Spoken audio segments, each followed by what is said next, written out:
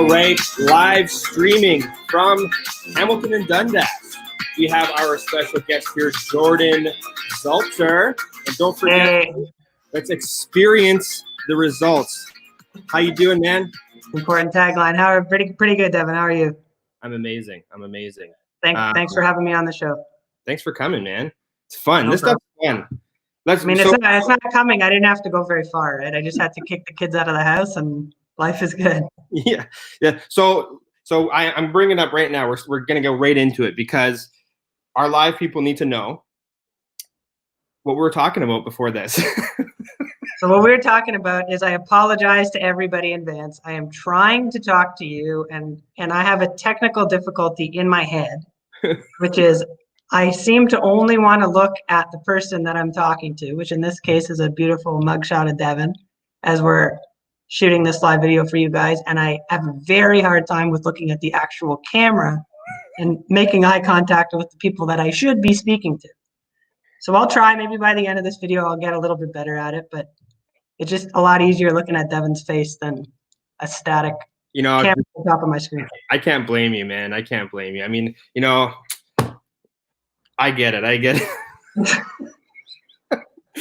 Listen, Jordan had me like almost on the floor because I obviously had to stay on the camera, so I couldn't go on the floor. But at the end of the day, Jordan, let's talk about COVID life. I mean, realistically, okay, just bear with me here. Everyone talks about like, oh, how it's been, like COVID life's been at home with the family and stuff like that. But I like to really, I mean, your son had a birthday, like you guys still run your business. There's still things going on. Like COVID life, two levels here. On a personal level, sorry, the camera's here. And then let's say on a business level, what's that been like for you? Well, it's funny. I mean, I think the mandate to keep distance from your own family has been the biggest challenge for us. Technically speaking, I mean, for those that don't know, I work with my mom. We live a 5-minute walk away from each other. Because we work together, we have still kind of merged our households a little bit. It makes it a little bit easier for me so that I have somebody who can watch the kids when I need to do some stuff work-wise where really I can't have them around. Or go live. Yeah, or go live and not have two rambunctious kids in the background. But it's that sharing of responsibilities has still been crucial to us, but it's been jarring for me because I think the day after, we've had 2 birthdays or 3 birthdays so far. Mine, March 27th. That's right. Which was the last day that our family as an extended family spent together because it was still allowed at the time. And then I think it was allowed until early April, but that was the last. We usually do family dinners every Friday where our entire family kind of puts our phones down, other than now shooting a few shots for Instagram and everything. But we have not having been able to do that over the last month and a half, getting close to 2 months, has been a challenge for our extended family unit because we are all quite busy, and it's nice that we always knew we had that time together. So taking that away the day after my birthday was essentially when we decided that's the last one we would have, was interesting. And then my mom's birthday is April 21st, so had that, and then my son's birthday less than a week later. And I mean, for me, at least, I still got to be with the family for mine, but the last 2 birthdays and having the show of support and the amount of friends that did drive-bys for both of their birthdays by each one of our houses to really show their love and show that they were still thinking about us, which was a nice thing to see. So it's funny. I've listened to a lot of podcasts and watched a lot of short videos on Instagram, and how everybody's talking in some ways about how we're physically distant, but a lot of us are getting closer to each other. I had a friend of mine from my elementary school. We were a small class in a private school of 23 kids, start a Facebook group where we could kind of plug in and let each other know what's going on in our lives. And now that things are a little bit more quiet, I mean, for us, business has still been thankfully quite busy. It's nice to have a little bit of time to be able to do that kind of stuff and kind of check in on people that I didn't really know what they were up to over the last several years. Many of them I'm still friends with, so I knew, but it's nice to kind of shift gears a little bit and get in touch with people that you care about, but you just lose touch with. Yeah, obviously talking with a lot of people. I mean, in the industry of real estate, and even, you know, any type of sales for that matter, you know, it's been crucial for them to continue to build the relationships with their clients and check in on them and all those types of things.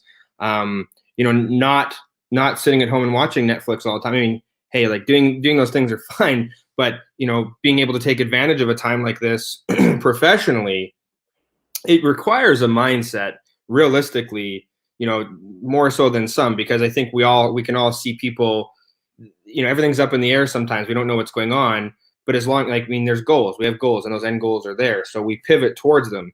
And a lot of people call, you know, talk about adapting. I'm not a firm believer in the word adapting when it comes to this kind of stuff, again, because the goal is the same. You're still running a business, it just pivots. You're pivoting to different things. So this is leading into those pivots for obviously you and your mom, you know, virtual tours, everything going virtual, a lot of, you know, not as many showings in persons per se, probably a lot more emails. But what have sellers, I guess, come to you with concerns, and what solutions have you provided? And same with buyers. Like, how is that looking for you and your mom when it comes to your business? Well, I'd say, I mean, I started tracking it a couple years ago, and we are pretty close, fairly high volume, but we're pretty close to 80% of the business that we do is seller driven, which some people say is where agents want to be, should be. I love working with buyers just as much as sellers, but our experience predominantly has been on the seller side and kind of managing their expectations. That being said, we've represented 3 buyers through COVID. All 3 had very different circumstances. Um, we had a buyer from Montreal who couldn't physically come and see anything. My mom did some live tours and walked with their phone around and kind of showed them different units that they were looking at. They were looking at apartments in Hamilton, and ultimately they trusted us enough based on it being a referral based transaction that they didn't physically need to see the property before making an offer on it. So that was kind of cool to see. And it's funny, we've, over the years, buyers that we've represented, I'd say a lot of what we're doing hasn't changed that much. And that 1 in 10, I would guess, of our buyers have been out of town buyers, international buyers, referral based buyers, where we did some of that, where they didn't actually see properties. So, I mean, even my mom, she'll always say I'm the one who knows how to deal with technology. She just knows how to sell houses, but she knows how to get on a FaceTime call. And really the only thing she needs to know how to do is flip her screen around so that they can see her and then sometimes see the house. And she can lead that tour with or without me, depending on if the buyer, some of our buyers would prefer to hear from me and see me. Some would prefer to hear from her. And we're happy with that. Yeah. So kind of both of us being able to do that, that's been fine. I mean, we are now, to me, the only new technology that I needed to learn was the ability, similar to a Zoom call. I don't know if anybody who's listening has experienced this yet, but hosting tours, a virtual tour where you take over the other person's screen and kind of walk them through. And I'm just a little face in the top corner so that we can have a video conversation, that really the primary goal is for people to be looking at their screen, likely on a bigger screen than their phone, and actually experience the house a little bit. That's been kind of a cool technology that was super easy to use and learn. Had a few buyers from the States that wanted to experience that, because obviously they can't hop on a plane and come here right now. But that's been a different experience. Everything else has just been, I would say the challenging part is we're both people that like, yeah, we're both people, I guess I would say in plural. We both like to be around people and feed off the energy of other people, and they feed off of our energy, and we can't do that right now. That's maybe the hardest thing. So conversations like this are great, and I'll pick up the phone a few times a day and call different clients and kind of see how everybody's doing. That's really what I care the most about. Yeah. How everyone is doing, because there's been a ton of challenges throughout COVID, and no, I always tell people, because I'll joke and say life's not normal for us, but who am I to complain, because we're still doing quite well from a business standpoint. And it's not necessarily complaints, but just listen to how people are feeling and how they're doing, because even something that you may think is very small is a huge deal for somebody else, right? So we're all experiencing different things. This new normal, some people appreciate certain elements of it, and you don't have to feel guilty if there's things you like about the new way of life either, and God knows how long this is going to last, but it just adapt, like you mentioned earlier, Devin, and be yourself, be true to yourself, but challenge yourself to change a little bit too, and do things a different way, a better way. Absolutely, and I couldn't agree more. I mean, it's the points that again, I relate it to everything to business. Business. I mean, everything is based on business. Real estate's a business. You run a business, and some of the greatest things have happened at times of pandemics. We'll call it a pandemic for now. Like as far as these types of things happen, because people are being challenged more than their everyday life to continue to move and push forward and find new ways to do things. So I mean, it's you can't push pause on everything. You can't, especially when you're an essential service like you guys are. You can't. I mean, sure, they've pushed pause on the economy, and again, this is going to lead into my next question too. But that's just it. They push pause. So when it comes to pricing, and especially in the markets that you guys work in, what have you seen? I mean, go on a percent basis, I guess, if you can, or you can go on a price basis, whatever works easier. But how much of a real adjustment on pricing have you seen, and how much of the effect on the market is it having? So far, I think the thing that there's really only been one big change. We just had a virtual office, Zoom office meeting this morning, and got more up-to-date information in terms of even what's happened so far in the first 12 days of May. And because obviously I've shared on our social platforms a lot of what we've learned in April so far. And really, since the beginning, I'll call mid-March the beginning of the pandemic, in terms of when everybody started talking about it, mainstream media kind of knew it was here, coming, whatever word you want to use, when our frame of mind started shifting a little bit. The prices so far have more or less remained the same. I mean, we were talking about a decrease in price of less than 0.5%, right? So in a couple of areas, but technically we have to call them a decrease. And I look at that and I say, if we're talking about 20, 30 sales in a specific region, that's not statistically significant at all. Yeah. So really, if me as an agent, if I'm pricing something right now, I'm going to look at anything that's happened from really January of 2020 all the way through and say that February was an exception. The prices were a tiny bit higher because we were starting to see an upswing in the market that obviously now hasn't happened.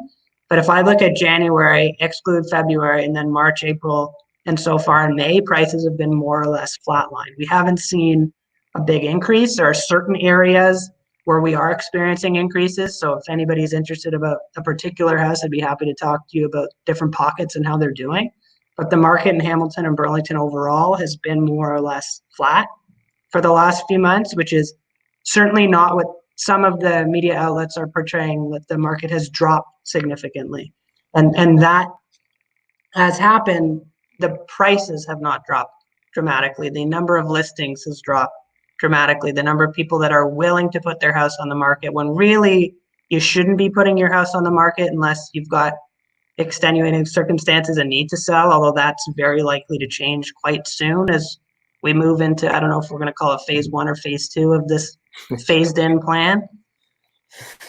It's so just announced. Yeah, we haven't been allowed into our offices in 6 weeks, and it was just announced that past Victoria Day weekend that agents only will be allowed back into the office following strict safety guidelines, essentially how we have to operate in anybody's home right now. So we're very close to that, and then I think that's when we'll start to see some more people enter the market.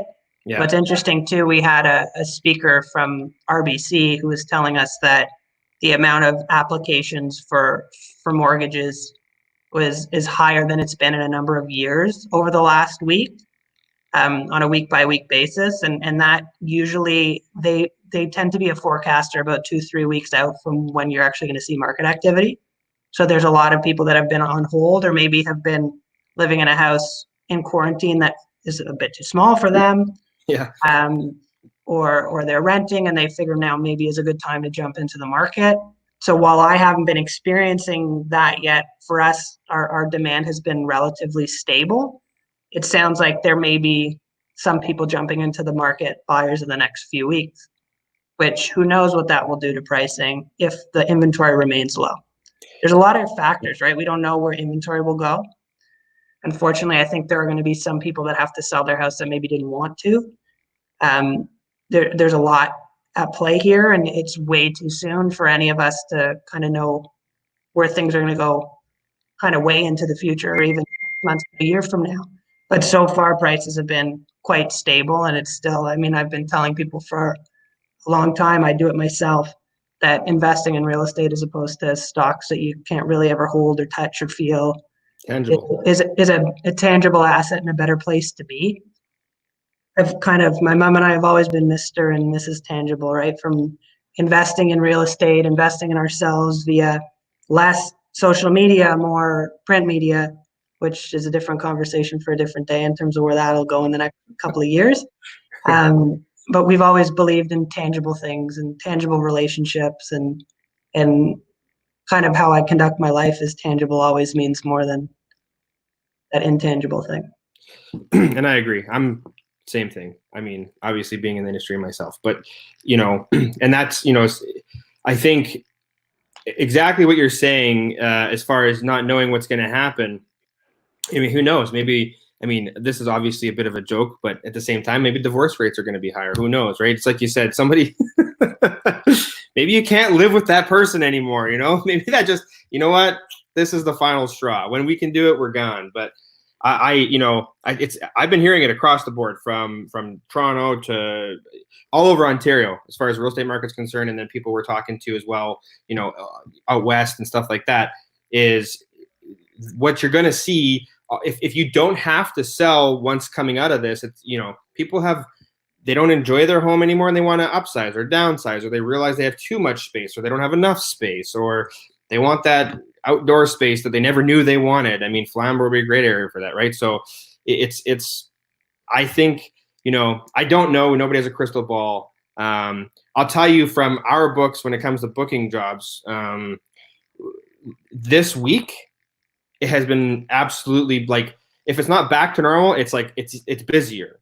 Monday, Tuesday, Wednesday alone is probably just around 50 jobs. And during COVID for us was going into listings that are already on the market and doing our 3D, virtual walkthrough, and some new listings, and I will say it's like some of the higher end listings too, which we all suspect in that sense, because I mean, they're higher end, right? It's some of these people have, if they're investment bankers or anything like that, and the markets have kind of tanked, but whatever, it depends on your clientele. But that's like, we're seeing a lot of the same, I think, of what you're seeing. It just, we get to see it a different way because we get to see a whole bunch of agents, right? So it's, again, for the sake of our viewers too, it's like, now coming out of this, okay, who knows when that is? And you've already mentioned it, well, somewhat, is the expectation of maybe not the market, but even people's mindsets and expectations. Obviously from what you're speaking with your clients about, given the fact that, as I had mentioned previously, there was nothing wrong with the market going into this. They just had to push pause on it. So, being that if this phases happen quicker, sooner, or whatever, what do you think this is going to look like? Do you think it's going to literally pick up where it left off, or do you think it's going to be like, what do you suspect, I should say? What do you suspect? Well, I mean, in that miracle scenario where we've got whether it be a suppression drug or a vaccine that Yeah. manifests itself within the next few months to even 6 months, I think the market will, I think if you're a buyer out there, you're not going to like what happens to prices. Yeah. I've been saying for a long time that I believe real estate is a great investment. I've invested in it a ton myself and continue to, but I've always been of the belief that investments cycle, and that at some point the real estate market would see a little bit of a dip.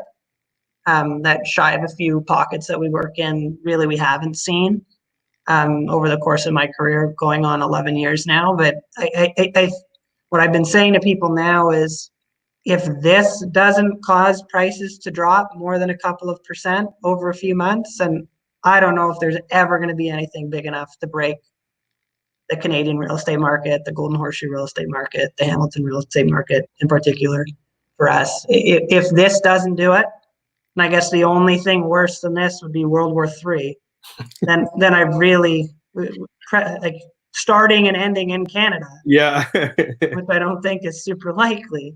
If this doesn't do it, if this doesn't burst the so-called bubble that some experts have been talking about for a long time, I don't know if anything ever will. Yeah. That's a valid point, actually. I mean, I've actually never World War III, but obviously speaking to some people, I mean, that's a great point. I haven't heard it yet. As far as, well, I think it's the perception of it as well. Everybody has that perception, but I mean, I would agree to the best of my knowledge. It's just so hard to tell because, like, to be honest, we talk to a lot of people, and even talking to you, like when we order food still from our favorite places, and like, although it's different for them because restaurants aren't open, I mean, they're still making money somewhat. They're still paying their bills. The government's this pulled this money out of the air to stimulate our market. I mean, I don't know. I haven't personally experienced very many people outside of certain industries like the service industry or anything like that when it comes to their professional jobs that are out of work. They have maybe slight pay decreases temporarily, but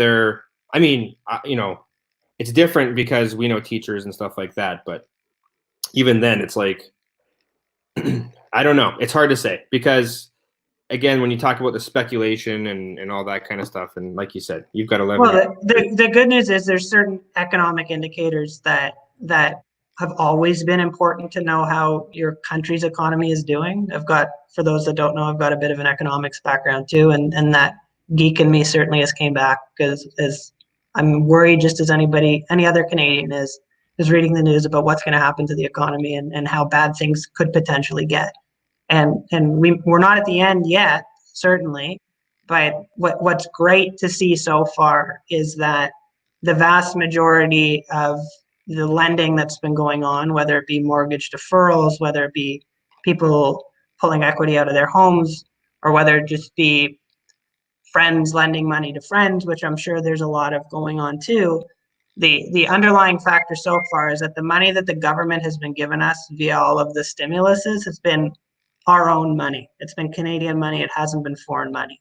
So as long as that remains, as long as the vast majority of the money coming to Canadians is from Canadians, from essentially anytime you leave money in one of your bank accounts, you're giving the banks access to it to give it to the government and vice versa.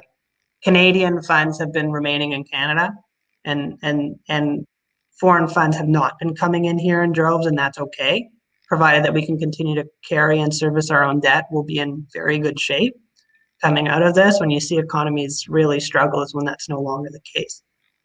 And luckily, so far, we've been in good shape with that, and hopefully that continues, because that's really one of the most important indicators. Is if we see a investment coming in, and listening to Justin Trudeau a number of times, he's talked about how we're really trying to keep foreign people out, not really people, but keep foreign investment out in terms of the major industries. We don't want to lose our benchmark industries to foreign investment and foreign capital. It hasn't happened. And if that continues to be, again, going back to the housing market, where I've got even more experience, is if prices stay flat throughout an entire pandemic, it's pretty likely that they will go up at the end of the pandemic.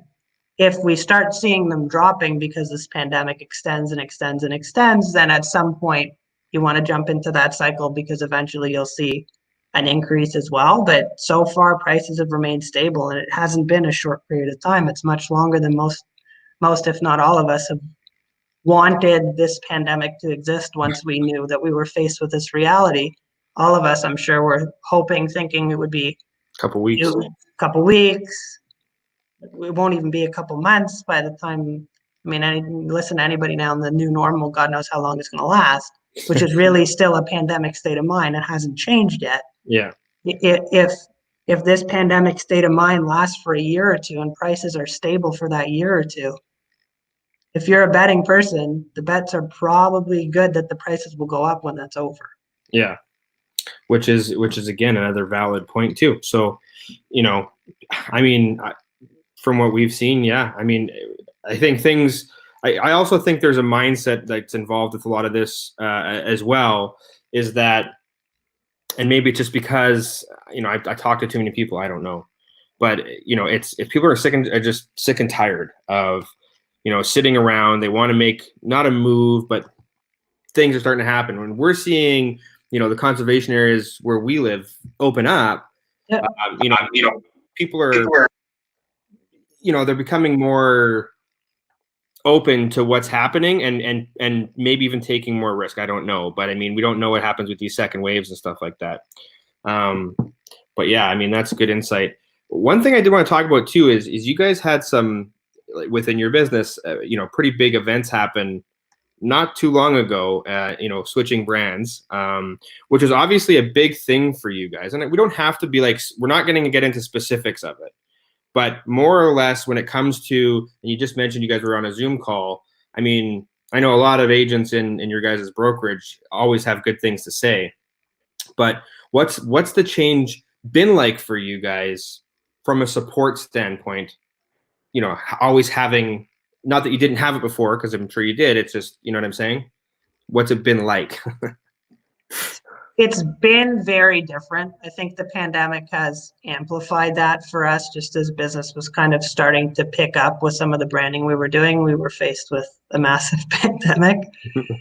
So that it's a bit hard.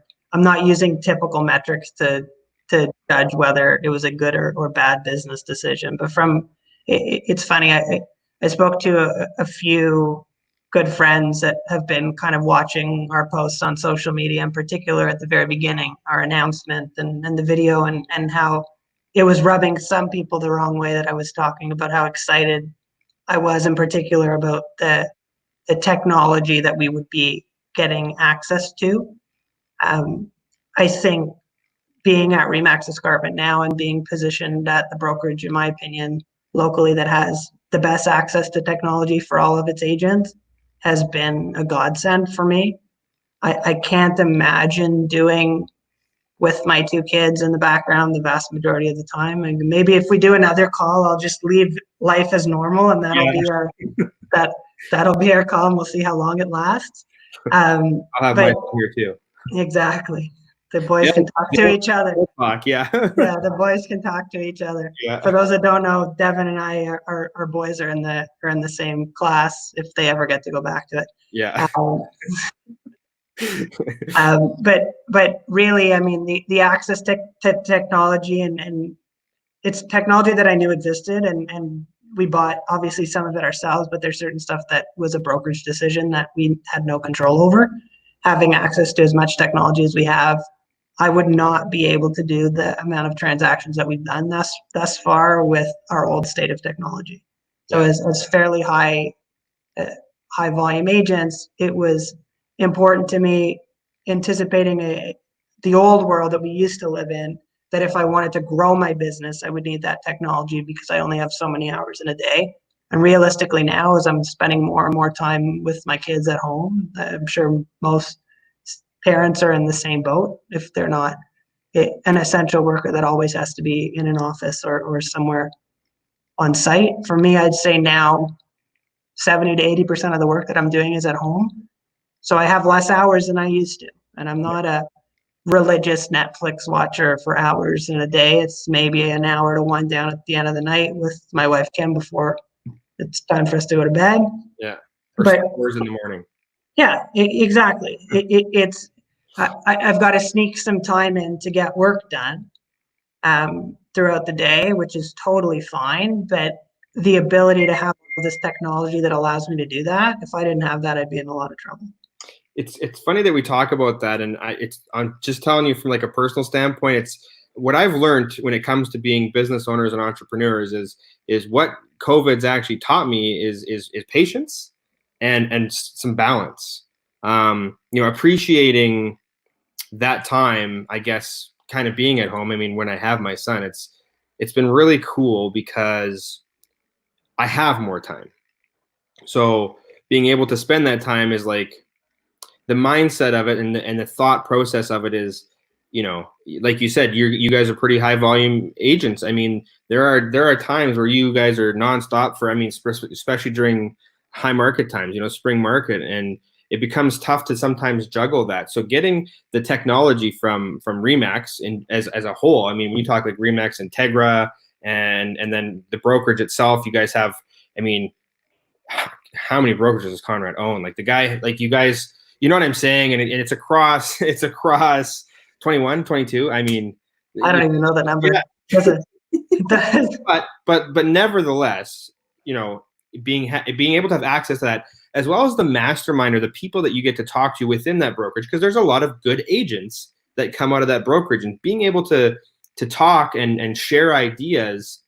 I think there's nothing like it. There's nothing better than being able to toss ideas off people, and people come together and really, you know, become one. They're in it together. It's true. At the same time, I've always taken the approach that I'm here to help any agent who asks me for help.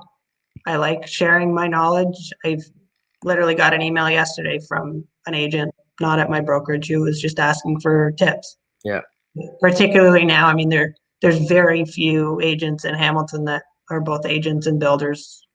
I'm became close to 2 years ago a home builder as well, which is an exciting new venture for me. Which is about a little bit. Maybe, but I mean, it was an agent related question that also requires a little bit of understanding of construction, and in this particular case, conservation authority. And who am I? Oh, you're not at Remax Escarpment. I'm not going to. No, that's never been how I've operated. Well, I think that goes to show that it's used like as an agent, and I know that people get the misconceptions about it. It's just as important for you to have relationships with agents as it is clients, because you never know. There might be like an off market, there might be an idea, there might be and that's exactly it. I mean, and my mom taught me that, really, to never close any doors and never say no to anybody, because of the relationship that she has with a lot of agents, particularly throughout the Dundas and Ancaster market, where we're, I think, still the top agents in both markets from a volume and gross dollar standpoint. Is we probably know half of the listings that are coming in Dundas and Ancaster before they hit. Yeah. Because an agent's either going to give us a courtesy call or is going to call my mom and I and ask us for our opinion on what the price should be. Yeah. Once they know they're getting a listing. Right. And there have been times where we respectfully say we can't really answer you because I don't know if you're getting it yet. They've been meeting with us too. Yeah. Yeah. But there are many times where somebody already has a listing signed and they're just checking with us on what price it should be. I mean, we've, in my career, I think listed half a dozen agents' homes in Dundas and Ancaster that figured we would do a better job than them. They were licensed agents who sell houses, but said, oh, you know what? I think maybe Jordan and Sarit, or Sarit and Jordan, should sell our house. We might make more money if we use them to sell our house. But and a couple of those times it started with them just asking us for our opinion on what we thought the house was worth. But really, I mean, it goes to, we weren't expecting that business in any of those cases, but really just ask us our opinion. We're happy to give it to you. That's well, you know, it's hard not to reach out to you guys when you drive up Governors to my old subdivision, just right by Veteran Memorial Park. And I mean, I think every bus shelter off the Governor's Road there. We're missing a few. Yeah, not very many. Not very many. Well, I mean, look, it comes from, if you love where you live and you love what you do and you get to work where you live more often than not, then it's a bit of an investment in ourselves and absolutely and what we do. But I don't think we could ever give those benches up. Well, and you shouldn't, because again, just reminding people that hi guys, we sell houses in Dundas. Yeah. just so you know, just in case you did it. And then it's funny because I mean, it's fortunately or unfortunately still happening when I do my grocery run once a week. But I often will go to the more often than not go to the Fortinos on Main West. Yeah. But if I'm going to the Metro in Dundas too for our big bulk stuff, and then obviously I'll go to a lot of the smaller places in downtown Dundas as well, which admittedly maybe I should be doing. Yeah, haven't been going to any of those shops as I'm trying to limit exposure as much as possible. Our support of local businesses thus far has really been eating way too much takeout. Sometimes I even say to Kim, I think we have to buy this stuff and not eat it, which is actually where our promotion that we're running on Instagram every week came from, is to support these restaurants without being able to physically fit as much food into my stomach as maybe I would like to. There's so many good places in Dundas. So many. But yeah, getting back, well, it's not just Dundas, right? We love the restaurants throughout the entire city. And yeah. But getting back to what I was saying is I can't remember the last time that I've gone to a grocery store and not had somebody want to have a conversation with me. Yeah. Just they recognize me, and my mom has the same thing happen to her, right? It's like if we're willing to throw our face on all of these benches, and when we made the move to Remax, finally our first few billboards, which I don't know if I loved seeing my face that big. But it's all about being in the community that you love and you work in, and getting back out there in a more normal situation will be great. But it's funny, even through COVID, I'll stay 6 feet away from people. They're still going to try to have a conversation with me. I think I need a bigger face mask if I really am in a mood one day where I don't want to talk to people. I guess I should just put a mask on big enough that nobody knows who I am. Oh God, I can just see it now. or did the order up, because that's still one of those metros that they put it on the trolley on the front too. Yeah, I mean, really, a Darth Vader mask isn't a bad idea. If I breathe like him too, it might scare people away. yeah. Well, you might have fans. You know what? That might even cause more discussion in that area, anyways. I wanted to talk too about the restaurant stuff, and I know you guys support a lot of local restaurants too. But that being said, I mean, I don't really want to put you on the spot too much, and sorry about the dings. I can't turn off the noise on my laptop when it comes to those messages. But if you want to answer it, you can. But let's say top 3 so far during COVID that you were just like, this is absolutely amazing. Like, all of them are good. I know all of them are good. And I'm going to make sure I say that consistently. All of them are good, but top 3 favorites. What, top 3 takeout places to get food from? Right now. I can't answer that question, but what I will say is, for those that don't know, my wife was a nurse. She still has her license, but made the switch into home design and home building with that other company that we started. She's very talented. Love what she's able to do. But when this pandemic started, with her knowledge, we were kind of afraid even to eat lettuce, because if somebody could touch it or breathe on it and you couldn't cook it, then what do you do? And the first takeout place that we were willing to go to get food from was the Burnt Tongue. And I think what they are doing with their 3 large soups in a bag that you have to heat up on your stove is just genius. I commend the ownership group there for doing what they did as early as they did and making that adaptation to their business. Yeah. I wouldn't be surprised if that continues past COVID now, when people are like, wait a second, I can get soup for the entire family, depending on the serving size that you want, and just have it delivered either to my door, or when things get back to more or less normal, you can pick them up. That was great. So that's really the only specific shout out I'll give. I always, other than that, I guess I know there's a lot of good places. It creates some enemies, but I can't really answer unless you say, hey, what's your favorite place to get X? And then I'll give you 3. Because I used to eat out way too much. But truthfully, I mean, we've probably had a takeout from about a dozen places since we've been more comfortable with getting takeout. And it's been great. It's more or less, it's a different experience, but the food quality remains the same, especially if you pick it up on time. Sometimes I've made that mistake, and it's not the restaurant's fault if the bread is soggy if I showed up half an hour later than I was supposed to. Well, and the cool part is people the people that are watching, if they want to see some of the food you're eating, they can actually go over to your Instagram page. That's true. Which you do. Never photos of me eating the food. It's usually just a before. I mean, maybe I can take photos of my belly and my beard and the after, depending on what I'm eating. But no, I mean, my mom and I people always say to us, how do you guys remain as fit looking? Certainly we're not the two most fit people in the world, but how do you keep your figures despite how often you eat out? Because look, we're busy agents, and back in the pre-COVID world, we would eat out between 5 and 8 times a week. Yeah. So it was we had to balance healthy eating options with unhealthy treats a couple times a week, sometimes some weeks more than that.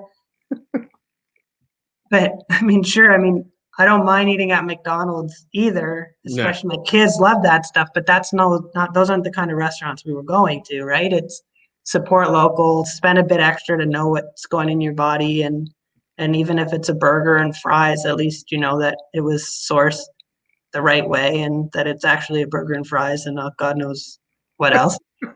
And that's kind of been our that's always been how we've wanted to support local in a way that we knew how. Yeah. To get out there, and we're small business owners ourselves, and to get out there and support small business owners, and probably can go into 30 or 40 restaurants in the city, and the owner or the manager knows who we are because we've been there that often. Well, I'm just going to go get discounts that way then. Not really, though. We don't get them. We don't ask for them. You shouldn't. I'd like to bring this up because I know exactly what you're going to say, and I agree. If you support local, like pay full price. Don't ask for discounts. But there's no true support is supporting the business. That's what it is. And it's like some people think, oh, well, Sarit and Jordan are paying for a meal for a family once every week throughout the end of this pandemic since we started a couple of weeks ago. The restaurants aren't footing that bill. No. Sure, if I asked some of them to, maybe they would, but it's not comped anything. And then you're not supporting. We would like to buy food for somebody who is following us in that restaurant, and maybe they continue to follow us, and maybe they don't, and that's their decision. No strings attached. But what are we really doing by doing that? Like I said before, I can only eat out so many times a week. I'm trying, now that I can't be as active as I was before, I'm trying to eat healthier than I did when we ate out as often as I mentioned before. You need to go do that yoga stuff. More than once a week. I can't do any yoga. I tried doing HIIT training with Kim, and my hip hurt for a week, so now I just call it hip training. Because you're a Canadian then. Then maybe. But I mean, it's really just, it was a good way. I literally had a problem that I wanted to solve, which is I want to support these businesses, and I only want to eat so much of this food on any given week. And that was a solution I came up with to that problem. So, and it was a cool video that you guys came out with too. Well, just because I'm wearing my pizza shirt, I think that was the best gift I ever got from my in-laws. Everybody loves that pizza sweater. It doesn't matter what I'm saying or where I'm looking if I'm wearing a pizza sweater in a video. It's a great sweater. But I mean, at the end of the day. Well, and you guys are, like, honestly, like even the brand change, right? Coming out with the new content as well. I mean, hey, anybody that was following you saw it. The catch tag is awesome. I love it. I mean, results, come on. Like that's brilliant, to be honest with you, because the tagline's right with the brand. So you become the brand, and you already are. I mean, you guys run your own business, so you know how that is too. I mean, we do, but we don't, right? Like I'd say we used to be part of the Marseilles family. Now we're part of the Remax family, and we're kind of like a franchisee. Although, again, I'd rather support a business other than a big fast food chain. But it's like we're part of a chain, and then each agent is running their own ship. But we are doing a lot together too. I find any client's better service too if they know that I can ask questions from somebody else in the industry, and vice versa. And there's a lot of agents. I mentioned that we're open books. There's a lot of other agents that are too, and I'll ask for opinions when I need it. Well, and I think that's part of building those relationships with those agents. For instance, if you had a buyer and they were a seller, you guys can, whatever it takes sometimes to service your industry as well as your clients. And I think that's the best thing too in building relationships. Obviously, you and I are talking, like we said, our boys hang out, but us communicating and speaking as well. I mean, that's what it's all about, is building the relationships and getting to know people, especially within the community, which is always good. Obviously, with the community that you work and live in. I think those are very admirable things. So we are gonna wind down on this. We're going on 45 minutes. Doesn't seem like it. And I know you're doing the whole, like, you don't know where to look thing, because yeah. But I guess, one thing I think we can leave, and I'm going to ask you a question here, is what can you, mindset wise, tell some of the listeners and viewers of this? What can you tell them, coming out of this, and how to think? And I mean, we don't want to just tell people, don't worry, it's going to be okay. It's like, what is some good advice for these people when it comes out of this, mindset wise? What do you think some good advice for them is? Reach out to people and have conversations, and it's okay to have technology conversations too, right? So when this pandemic has taught us that social barriers are not an excuse anymore. I think as we come out of this and our lives get a little bit busier again, it's important to remember that conversations matter, and reach out to people that you want to have a conversation with. And it doesn't always have to be a long one. I'm guilty of it myself. Maybe I'm talking to myself to give Jordan some advice on reaching out to those people that you care about. But really, it's a lot of what this pandemic has reminded me is that we have great access to technology as a society. I'm not talking about our move to Remax anymore. Yeah. The majority of us in North America in particular are fortunate enough to have access to technology that allows us to do things like this meeting that isn't really a meeting today. But I guess it is really a meeting. That's the kind of the point is it wouldn't matter. Basically us having a conversation but letting everyone join in. Sure, but it wouldn't matter to me whether you were in Calgary or Hamilton or in Australia, if we could figure out a time that made sense, right? So the idea is my best advice for everybody is continue speaking to those that matter to you, whether it's in a text, whether it's a video, whether it's an email. Don't lose touch. If this doesn't keep us from losing touch with those that matter to us, and don't let your busy lives do that when we come out of this. I think it's great advice. People really do need to come out of this knowing that things, yes, things are going to be okay, but take advantage of the time that you might have here to reach out to the people that you do care about and have those conversations, because, I think these are times that we can learn to appreciate the smaller things a little bit more. But yeah, Jordan, thanks so much for coming on to the show. Inside the Box Talks. It's something that we're getting going here. Thanks for giving us your time, and the viewers. Thank you for, giving them some very insightful information, letting them know about, your thoughts and I guess experience, and also insight into what the markets are doing and the business itself. We really appreciate your time. My pleasure. Thanks for having me, Devin. You bet. Everybody else, enjoy your day. Jordan and I are going to have a chat after this. But take care. Thanks again for watching Inside the Box Talks. Take care, everyone.